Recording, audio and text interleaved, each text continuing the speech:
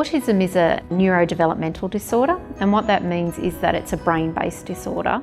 Children are born with autism. The main areas that are affected in autism are social skills and social development, and also there is the presence of what we call restricted or repetitive behaviours. It all began for me with the counsellor at Ben's school, who rang up at the end of a 10-week session and said, "I'm just finishing up, and by the way, I think he has Asperger's. Did I mention that to you?" And I went, "No." And she went, "Well, I think he does. I think you better get him assessed. Bye-bye." Put the phone down. I didn't know where to go, to be honest. We try and explain it using the concept of a spectrum. And the spectrum is a range of abilities and disabilities. So on the mild end of the spectrum, it's more about abilities and mixed with some difficulties.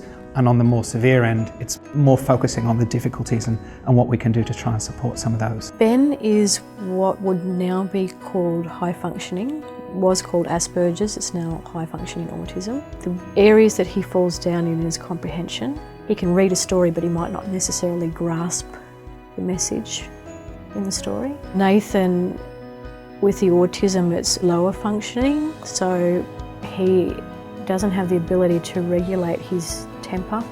He doesn't recognise it. But it wasn't until we had the assessment done that everything sort of fell into place and it made more sense.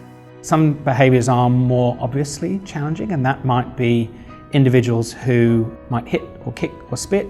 They might injure themselves in some way by biting or banging their head. But there are also a range of other behaviours which might include not engaging in activities, refusing to do certain things. We try and help people make sense of these, and I guess every behaviour, there's a reason for it and a purpose behind it. And what we have to do is try and look at the whole person. I hope that wherever they go in life, that they're accepted for the people that they are. Not for any labels or anything like that, but just for the people that they are. I hope that they're able to do all the things that anybody else is able to do. They're able to hold down a job, hold meaningful relationships, have their own children, do all those things.